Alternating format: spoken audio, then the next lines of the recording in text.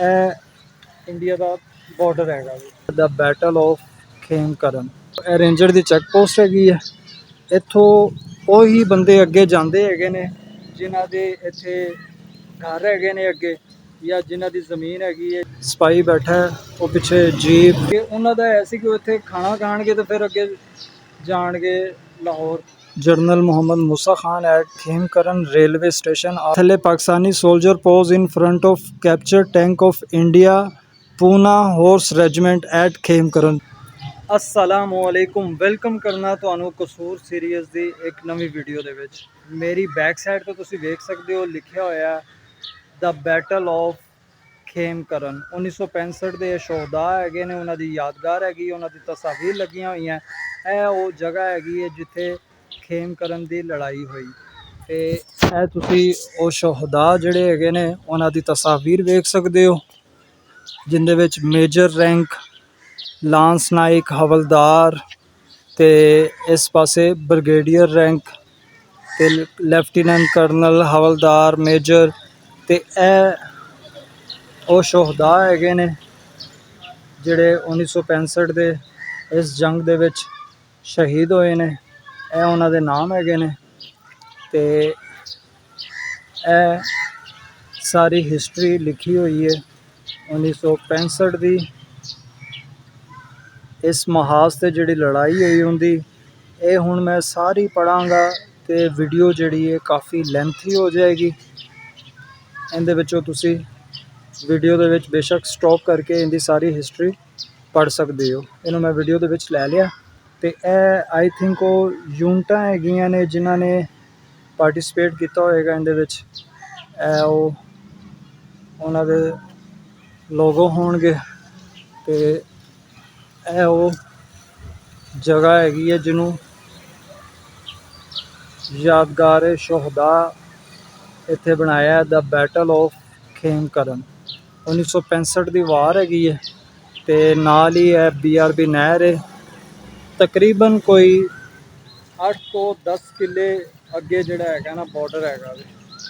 ਇਸ ਪਾਸਿਓ ਇਹ ਰੇਂਜਰ ਦੀ ਚੈੱਕ ਪੋਸਟ ਹੈਗੀ ਹੈ। ਇੱਥੋਂ ਉਹੀ ਬੰਦੇ ਅੱਗੇ ਜਾਂਦੇ ਹੈਗੇ ਨੇ ਜਿਨ੍ਹਾਂ ਦੇ ਇੱਥੇ ਘਰ ਹੈਗੇ ਨੇ ਅੱਗੇ, ਜਾਂ ਜਿਨ੍ਹਾਂ ਦੀ ਜ਼ਮੀਨ ਹੈਗੀ ਹੈ, ਜਿਹੜੇ ਇੱਥੇ ਕੋਈ ਖੇਤੀਬਾੜੀ ਕਰਦੇ ਹੋਣਗੇ। ਇੱਥੋਂ ਮੈਂ ਤੁਹਾਨੂੰ ਥੋੜ੍ਹਾ ਜਿਹਾ, ਅਗਰ ਮੇਰਾ ਮੋਬਾਈਲ ਦੇ ਵਿੱਚ ਕੋਸ਼ਿਸ਼ ਕਰਨਾ ਅਗਰ ਆਵੇ, ਤੇ ਇਹ ਮੇਰੀ ਉਂਗਲ ਦੇ ਇੱਥੇ ਤੁਸੀਂ ਸੀਟ 'ਚ ਵੇਖੋਗੇ ਨਾ, ਤੇ ਸਾਹਮਣੇ ਜਿਹੜੇ ਦਰਖਤ ਹੈਗੇ ਨੇ ਨਾ, ਇਹ ਇੰਡੀਆ ਦਾ ਬਾਰਡਰ ਹੈਗਾ ਜੀ। ਤੇ ਸਾਹਮਣੇ ਜਿਹੜਾ ਹੈਗਾ, ਇੱਥੇ ਵੀ ਕੁਛ ਤਸਵੀਰ ਹੈਗੀਆਂ, ਮੈਂ ਤੁਹਾਨੂੰ ਵਿਖਾਣਾ ਵਾ। ਇਹ ਉਹ ਰੀਅਲ ਤਸਵੀਰ ਹੈਗੀਆਂ ਜਿਹੜੀਆਂ ਉਸ ਟਾਈਮ ਦੇ ਉੱਤੇ ਇਸ ਜਗ੍ਹਾ ਦੇ ਉੱਤੇ ਜਦੋਂ ਫਾਈਟ ਹੋਈ ਤੇ ਇਹਨੂੰ ਜਿਹੜਾ ਹੈਗਾ ਕਬਜ਼ੇ ਦੇ ਵਿੱਚ ਲਿਆ। ਤੇ ਉਹ ਉਦੋਂ ਦੀ ਹੈਗੀ ਹੈ।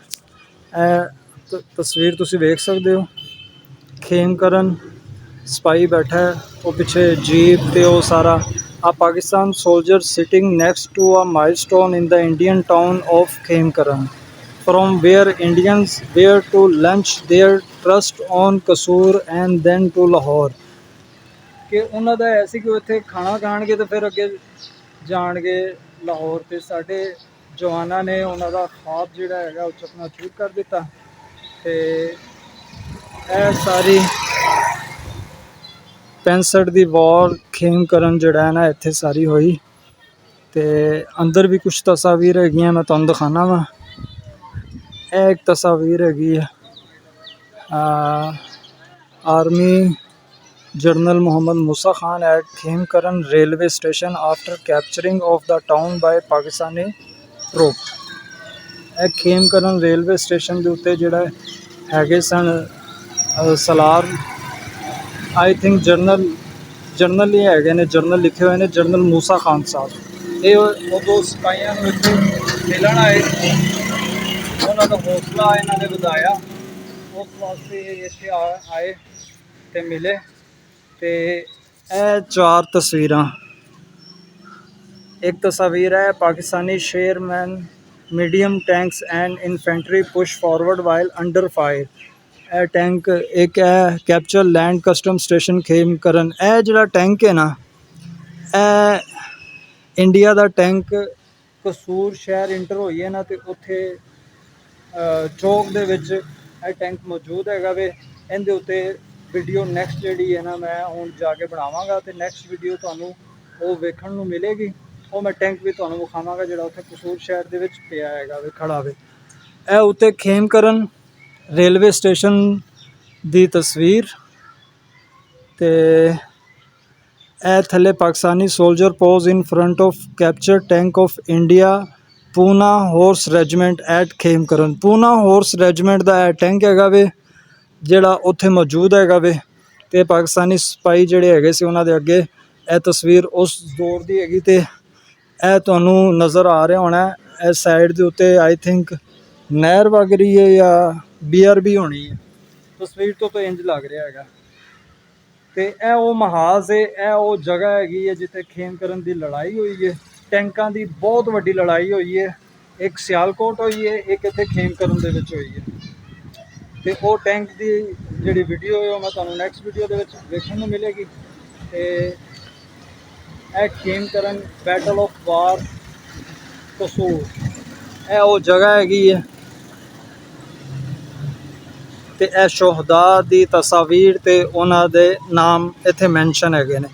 ਅੱਜ ਵੀ ਹਾਲਾਤ ਜਿਹੜੇ ਹੈਗੇ ਨੇ ਉਹ ਜੰਗ ਦੇ ਦੋਵਾਂ ਪਾਸੇ ਬਾਰਡਰ ਤੇ ਕਸ਼ੀਦਗੀ ਹੈਗੀ ਹੈ ਤੇ ਹਾਲਾਤ ਉਵੇਂ ਹੀ ਹੋਏ ਨੇ।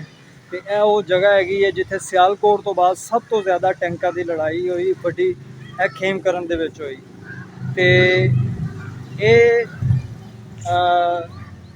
ਇਲਾਕਾ ਜਿਹੜਾ ਹੈ 8 ਸਤੰਬਰ ਨੂੰ 1965 ਦੇ ਵਿੱਚ 8 ਸਤੰਬਰ ਨੂੰ ਖੇਮਕਰਨ ਦਾ ਇਲਾਕਾ ਫਤਹ ਕਰ ਲਿਆ ਸੀ ਇੰਡੀਆ ਤੋਂ। ਤੇ ਜਿਹੜੀ 23 ਸਤੰਬਰ ਨੂੰ ਜਦੋਂ ਜੰਗ ਬੰਦੀ ਹੋਈ ਹੈ ਤੇ ਉਦੋਂ ਇਹ ਪਾਕਿਸਤਾਨ ਤੇ ਇੰਡੀਆ ਨੇ ਜਿਹੜੇ ਇਲਾਕੇ ਕੈਪਚਰ ਕੀਤੇ ਸੀ ਤੇ ਜਿਹੜੇ ਪਾਕਿਸਤਾਨ ਨੇ ਉਹ ਦੋਨਾਂ ਤਰਫੋਂ ਵਾਪਸ ਹੋ ਗਏ, ਵਾਪਸ ਕਰ ਦਿੱਤੇ ਗਏ। ਤੇ ਇਹ ਜੰਗ ਬੰਦੀ ਤੋਂ ਬਾਅਦ ਤੇ ਇਸ ਵੀਡੀਓ ਨੂੰ ਇੱਥੇ ਹੀ ਖ਼ਤਮ ਕਰਨੇ ਆ। ਮਿਲਦੇ ਹਾਂ ਅਗਲੀ ਨੈਕਸਟ ਵੀਡੀਓ ਦੇ ਵਿੱਚ। ਉਸ ਵੀਡੀਓ ਦੇ ਵਿੱਚ ਮੈਂ ਤੁਹਾਨੂੰ ਇੰਡੀਆ ਦਾ ਕੈਪਚਰ ਹੋਇਆ ਟੈਂਕ ਜਿਹੜਾ ਕਸੂਰ ਸ਼ਹਿਰ ਦੇ ਵਿੱਚ ਖੜਾ ਵੇ ਉਹ ਮੈਂ ਤੁਹਾਨੂੰ ਵਿਖਾਉਣਾ ਵਾ। ਆਪਣਾ ਪਿਆਰ ਮੁਹੱਬਤ ਸਬਸਕ੍ਰਾइब, ਵੀਡੀਓ ਚੰਗੀ ਲੱਗੇ ਲਾइक ਤੇ कमेंट करके प्यार मुहब्बत का इजहार ज़रूर करना। जिंदे बसते रहो। मिलते हैं अगली वीडियो दे विच।